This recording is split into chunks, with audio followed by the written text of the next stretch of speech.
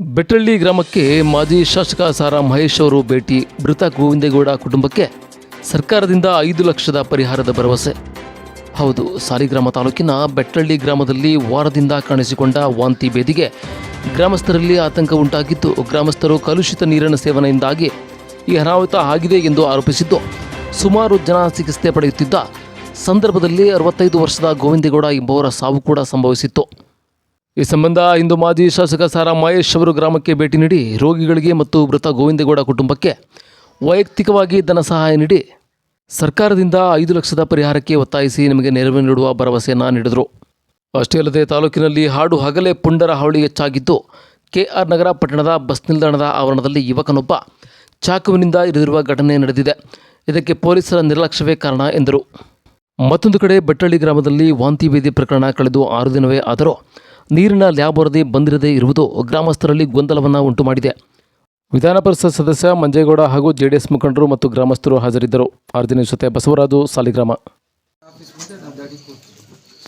ಇದು ಆರೋಗ್ಯ ಇಲಾಖೆ ಮತ್ತು ಇದು ನಿಮ್ಮಿಂದ ಎರಡರಿಂದ ಆಗಿರುವಂಥದ್ದು. ಆರೋಗ್ಯ ಇಲಾಖೆ ನೀರು ಅಂದರೆ ಎರಡರಲ್ಲಿ ಯಾವುದೇ ಆಗಿದ್ರು ಸರ್ಕಾರ, ನಾವು ಜವಾಬ್ದಾರಿ. ಅರ್ಥ ಆಯ್ತಾ? ಮಾತಾಡಿದ್ದೀವಿ, ನನ್ನ ಕುಮಾರನವ್ರು ಮಾತಾಡಿದ್ದಾರೆ. ನೆನ್ನೆನೇ ಬರಬೇಕು ಅಂತ ಚಂದಗಾಲದ ಒಂದು ಇಶ್ಯೂ ಆಯಿತು. ನಾ ಅವತ್ತೇ ಹೋದ, ಡೆಲ್ಲಿಯಿಂದ ಬಂದು ಮಾಡಿದೆ. ಸಾವನ್ ಮನೆ ರಾಜಕೀಯ ಮಾಡ್ತಾರೆ ಅಂತ ಈಗ 6 ದಿವಸ ಆಯ್ತಲ್ಲ, ಯಾಕೆ ಚೆಕ್ ಕೊಡಿಸ್ಲಿಲ್ಲ? ಆಯ್ತು, ಬೇಡ ಚೆಕ್ ಕೊಡೋದು ಬೇಡ, ಪರಿಹಾರ ಯಾಕೆ ಘೋಷಣೆ ಮಾಡಲಿಲ್ಲ? ಹಣಕಾಸಿನ ಬಗ್ಗೆ ಯಾರು ಮಾತಾಡಲಿಲ್ಲ. ಹಣಕಾಸು ಬಗ್ಗೆ, ಪರಿಹಾರದ ಬಗ್ಗೆ ವೈಯಕ್ತಿಕ ಅಲ್ಲ, ಪರಿಹಾರದ ಬಗ್ಗೆ ಯಾವ ರೀತಿ ಕೊಡಿಸ್ತೀವಿ. ಬಟ್ ಅದು ನಿಮ್ಮ ರೈಟ್ಸ್, ಅದು ಸರ್ಕಾರ ಕೊಡ್ಬೇಕಾದ ಜವಾಬ್ದಾರಿ. ಬಟ್ ಯಾಕೆ ಹೇಳಿಲ್ಲ ಅಂತ ಗೊತ್ತಿಲ್ಲ. ಇದು ನಾನು ವೈಯಕ್ತಿಕವಾದ್ದು ವಾಪಸ್ಸಂತೂ ತರೋಕ್ಕಾಗಲ್ಲ. ನಮ್ಮ ಕೈಲಿ ಏನಾಯ್ತದೆ ಮಾಡೋದು. ಬಟ್ ಬಿಸಿ ಕುಡೀರಿ, ನೋಡೋಣ. ಬಟ್ ಇವ್ರು ಬೆಟ್ಟಳ್ಳಿ ಗ್ರಾಮದಲ್ಲಿ ನೈರ್ಮಲ್ಯದ ಕೊರತೆಯಿಂದ ಆಗಿದೆಯಾ ಅನ್ನುವಂಥದ್ದು ಇನ್ನೂ ಕೂಡ ಖಚಿತವಾಗಿ ದೃಢಪಟ್ಟಿಲ್ಲ. ಆದರೆ ಗೋವಿಂದೇಗೌಡರು ಅಂಥೇಳಿ ಈಗಾಗಲೇ ಡಯೇರಿಯಾಗಿ ಹಾಸ್ಪಿಟ್ಲಿನಲ್ಲಿ ಮೃತಪಟ್ಟಿದ್ದಾರೆ. ನಿನ್ನೆ ಕುಮಾರಣ್ಣರವರು ಜಿಲ್ಲಾಧಿಕಾರಿಗಳ ಜೊತೆ ಈಗಾಗಲೇ ಚರ್ಚೆ ಮಾಡಿದ್ದಾರೆ. ಕೂಡಲೇ ಅವ್ರ ಕುಟುಂಬಕ್ಕೆ ಪರಿಹಾರದ ಮೊತ್ತವನ್ನು ನೀಡಬೇಕು ಅಂತೇಳಿ ನೆನ್ನೆ ಡೈರೆಕ್ಷನ್ನ ಕೊಟ್ಟಿದ್ದಾರೆ. ನಾವು ಇದು ಇವತ್ತು 7ನೇ ದಿನ. ನಾವೇನಾದರೂ ಬಂದು ಚರ್ಚೆ ಮಾಡಿದ್ರೆ ಇವತ್ತು ಅದು ಏನು ಘಟನೆ ಆದ ದಿವಸನೇ ಪೋಸ್ಟ್ಮಾರ್ಟಮ್ ಆಗಬೇಕಿತ್ತು. ತಕ್ಷಣ ಆ ಕುಟುಂಬಕ್ಕೆ ಪರಿಹಾರವನ್ನು ಕೊಡಬೇಕಾಯಿತು.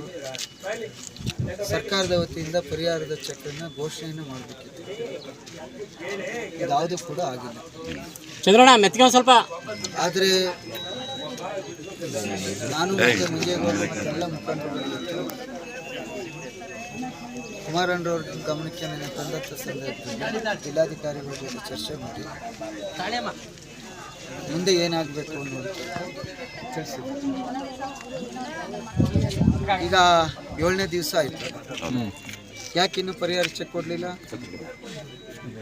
ನಾವು ಬಂದು ಒತ್ತಾಯ ಮಾಡಿದ್ರೆ, ಚರ್ಚೆ ಮಾಡಿದ್ರೆ, ಅದ್ರ ಬಗ್ಗೆ ಕ್ರಮ ಆಗಬೇಕು ಅಂತ ಹೇಳಿದ್ರೆ ಸಾವನಲ್ಲಿ ರಾಜಕೀಯ ಮಾಡ್ತಾರೆ ಅಂತ ಹೇಳ್ತಾರೆ. ಇಲ್ಲಿವರೆಗೆ 5 ರೂಪಾಯಿ ಆ ಕುಟುಂಬಕ್ಕೆ ತಲುಪಿಲ್ಲ. ಹಾಸ್ಪಿಟ್ಲಲ್ಲಿರುವಂಥವ್ರಿಗೂ ಕೂಡ ಯಾವುದೇ ಪರಿಹಾರ ತಲುಪಿಲ್ಲ. ಕೂಡಲೇ ಸರ್ಕಾರನ ಒತ್ತಾಯ ಮಾಡ್ತಾಯಿದ್ದೀವಿ.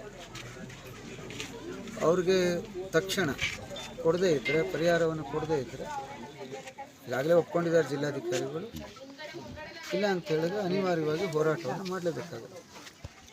ಜೊತೆಗೆ ತಾಲೂಕು ಹೆಲ್ತ್ ಆಫೀಸರು ಮತ್ತು ಕುಡಿಯೋ ನೀರಿನ ಇಂಜಿನಿಯರ್ ಅವರು, ಸರ್ಫೇಸ್ ವಾಟರ್ ಏನಿದೆ ಮತ್ತು PDO, ಇದು ಆ ಘಟನೆ ಆದ ನಂತರ EO ಅವರು, ಇನ್ಚಾರ್ಜ್ EO ಅವರು ಸಾಲಿಗ್ರಾಮದ ಇಲ್ಲಿ ನಮ್ಮ ಅಧ್ಯಕ್ಷರು ಮತ್ತು ಊರಿನ ಪ್ರಮುಖರು ಎಲ್ಲರೂ ಕೂಡ ಒಟ್ಟಾರೆ ಸಹಕಾರವನ್ನು ಕೊಡುವಂಥದ್ದು ಮಾಡ್ತಾಯಿದ್ದಾರೆ. ಈಗ ಎಚ್ಚೆತ್ಕೊಂಡು ಕೆಲಸವನ್ನು ಶಕ್ತಿ ಮೀರಿ ಮಾಡುವಂಥದ್ದು ಮಾಡಿದ್ದಾರೆ.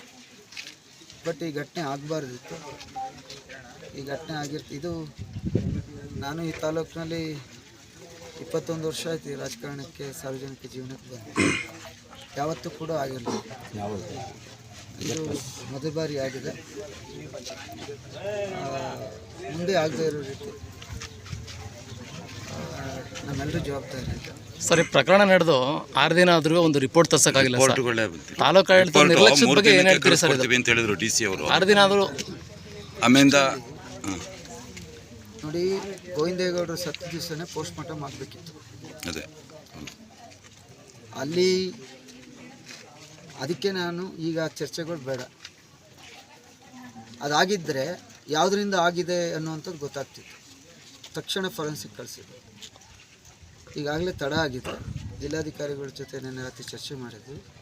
ಇವತ್ತು ಸಂಜೆ ಒಳಗೆ ಅಥವಾ ನಾಳೆ ಒಳಗೆ ರಿಪೋರ್ಟ್ ತರಿಸಿ ಕೂಡಲೇ ಮುಂದಕ್ಕೆ ಏನಾಗಬೇಕು ಅದ್ರ ಕಡೆ ಗಮನ ಹರಿಸ್ತೀವಿ. ಆದರೆ ಸರ್ಕಾರನ ಒತ್ತಾಯ ಮಾಡ್ತಾ ಇರ್ತಕ್ಕಂಥದ್ದು, ನಿನ್ನೆ ಕುಮಾರಣ್ಣರವ್ರ ಜೊತೆ ಮಾತನಾಡಿರ್ತಕ್ಕಂಥದ್ದು ಹೇಗೆ ಜಿಲ್ಲಾಧಿಕಾರಿಗಳು ಹೇಳಿದ್ದಾರೆ ಆ ರೀತಿ ಮೊದಲು ಚರ್ಚೆ ಆಯಿತು. ಸರ್, ಅದು ಹಾರ್ಟ್ ಅಟ್ಯಾಕ್ ಆಗಿದೆ ಅಂತೇಳಿ. ಹಾರ್ಟ್ ಅಟ್ಯಾಕ್ ಆಗಬೇಕಾದ್ರೆ ಡಯಾರಿಯಾ ಆಗಿರೋದ್ರಿಂದ ಹಾರ್ಟ್ ಅಟ್ಯಾಕ್ ಆಗಿದೆ. ಅದಕ್ಕೆ ಸರ್ಕಾರ ಇಲ್ಲ ಅನರ್ಮೈಲ್ಯ ಅಥವಾ ವಾಟರ್ ಕಂಟಾಮಿನೇಟೆಡ್ ಎರಡರಲ್ಲಿ ಒಂದು ಕಾರಣ ಇರ್ತದೆ. ಅದಕ್ಕೆ ನಾವೇ ಹೊಣೆ ಆಗಿರೋದ್ರಿಂದ ತಕ್ಷಣ ಅವ್ರಿಗೆ ಪರಿಹಾರ ಕೊಡಬೇಕು ಅಂತೇಳಿ ನನ್ನ ಕುಮಾರಣ್ಣರವರು ಚರ್ಚೆ ಮಾಡಿದ್ದಾರೆ. ಪರಿಹಾರದ ಚೆಕ್ಕನ್ನು ಕೊಡದೇ ಇದ್ದ ಮುಂದಿನ ಹೋರಾಟ ಪ್ರಾರಂಭ ಮಾಡಿ. ಸರಿಗ ನನಗೆ ಈ ತಾಲೂಕಿನ ಜನತೆ ಅಧಿಕಾರ ಕೊಟ್ಟಿದ್ದಂಥ ಸಂದರ್ಭದಲ್ಲಿ ಲಾಲಂದೇವನಹಳ್ಳಿ ಮತ್ತು ಚುಂಚುಂಗಟ್ಟೆ ಭಾಗದಲ್ಲಿ 3 ಪಂಚಾಯಿತಿ ಮತ್ತು ಅಡಗೂರು, ಈ 3 ಭಾಗವನ್ನು ಬಿಟ್ಟರೆ ತಾಲೂಕಿನ ಎಲ್ಲ ಹಳ್ಳಿಗಳಿಗೂ ಕೂಡ ಹೊಳೆಯಿಂದ ನೀರು ಕೊಡುವಂಥ ವ್ಯವಸ್ಥೆಯನ್ನು ಮಾಡಿದ್ದಾರೆ. ಚುನಾವಣೆ ಬರುವಂಥ ಕೊನೆಯ ಒಂದು 5 ತಿಂಗಳು ಅನ್ನೋ ಹಾಗೆ ಈ 3 ಕಡೆಗೆ ಸುಮಾರು 50 ಕೋಟಿ ರೂಪಾಯಿನ ಕೊಡುವಂಥ ಕೆಲಸವನ್ನು ಮಾಡಿ ಕೆಲಸ ಪ್ರಾರಂಭ ಮಾಡಿದ್ದಾರೆ. ಆದರೆ ನೀವೇನು ಹೇಳ್ತಾ ಇದ್ದೀರಿ, ಸಾಲಿಗ್ರಾಮ ಮತ್ತು ಮಿರ್ಲೆ ಇದು ಹಿಂದೆ ಜನರು ಕೂಡ ಹಣವನ್ನು ಕೊಟ್ಟು ಮಾಡುವಂಥ ಕೆಲಸ ಆಗ್ತಿತ್ತು. ಈಗ ಸೆಂಟ್ರಲ್ ಮತ್ತು ಸ್ಟೇಟ್ ಎರಡೂ ಕೂಡ ಪಾರ್ಟ್ನರ್ಶಿಪ್ಪಲ್ಲಿ ಮಾಡ್ತಾರೆ. ಆದರೆ ಅವೆರಡು ಈಗೇನು ನೀವು ಮೇಂಟೆನೆನ್ಸ್ ಆಗಲಿಕ್ಕೆ ಕಷ್ಟ ಇದೆ ಅಂತ ಹೇಳಿದ್ರೆ, ಆ 2 ಪ್ರಾಜೆಕ್ಟ್ಗೆ ಮೇಂಟೆನೆನ್ಸ್ ಹಣನ ಬಿಡುಗಡೆ ಮಾಡಿಸಿದ್ದೀನಿ ನನ್ನ ಅವಧಿನಲ್ಲಿ. ಅದು ಈಗ ಮೇಂಟೆನೆನ್ಸಲ್ಲಿ ನಡೀತಾ ಇದೆ.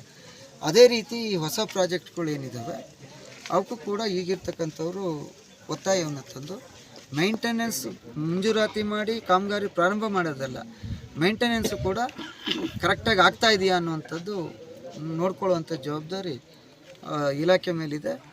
ಅದನ್ನು ನಾನು ಕುಮಾರಣ್ಣವ್ರ ಜೊತೆನೂ ಕೂಡ ಚರ್ಚೆ ಮಾಡ್ತೀನಿ.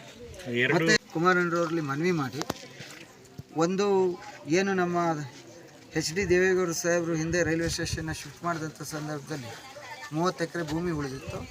ಅದಕ್ಕೆ RPF ಸೆಂಟ್ರನ್ನ ಮಾಡಬೇಕು ಅಂತೇಳಿ ಮನವಿ ಮಾಡಿದ್ದು, ಮತ್ತು ಸೋಮಣ್ಣವ್ರಿಗೂ ಕೂಡ ಮನವಿ ಮಾಡಿದ್ದು. ಇವೆರಡರ ಒಂದು ಫಲವಾಗಿ ಈಗಾಗಲೇ ಸರ್ವೆ ಆಗಿದೆ. ತಕ್ಷಣ ಅದನ್ನು ಮಂಜೂರಾತಿ ಮಾಡಿಸುವಂಥ ಪ್ರಯತ್ನವನ್ನು ಮಾಡ್ತಾಯಿದ್ವಿ. ಎರಡನೇದು ಲಾಲಂದೇವನಹಳ್ಳಿ ಹತ್ರ ಒಂದು ಬ್ರಿಡ್ಜ್ ಜನರಿಗೆ ಬಹಳ ತೊಂದರೆ ಆಗ್ತಾಯಿತ್ತು. ಅದನ್ನು ಕೂಡ ಮೊನ್ನೆ ಸೋಮಣ್ಣವ್ರ ಗಮನಕ್ಕೆ ತರುವಂಥದ್ದಾಗಿದೆ. ಅದು ಕೂಡ ತ್ವರಿತವಾಗಿ ಮಾಡುವಂಥದ್ದಾಗುತ್ತೆ. ಮತ್ತು ಪೊಲೀಸ್ ವ್ಯವಸ್ಥೆ ಸ್ವಲ್ಪ ಇನ್ನೂ ನಿರ್ದಾಕ್ಷಿಣ್ಯವಾಗಿ ತಾಲೂಕಿನಲ್ಲಿ ಜವಾಬ್ದಾರಿಯಿಂದ ಕೆಲಸ ಆಗಬೇಕಾಗಿದೆ. ಯಾಕೆಂದರೆ ನಿನ್ನೆ ಘಟನೆಯನ್ನು ನೋಡಿದ್ವಿ, ಮೊನ್ನೆ TV ಯಾವಾಗಲೂ ಕೂಡ ಈ ಹಾಡು ಹಗಲಿನಲ್ಲಿ ಈ ಒಂದು ಪರಿಸ್ಥಿತಿ ಆಗಿರಲಿಲ್ಲ. ಅದ್ರ ಕಡೆ ಹೆಚ್ಚು ಅಧಿಕಾರಿಗಳು ಗಮನವನ್ನು ಹರಿಸ್ಬೇಕು ಅಂತೇಳಿ ನನಗೆ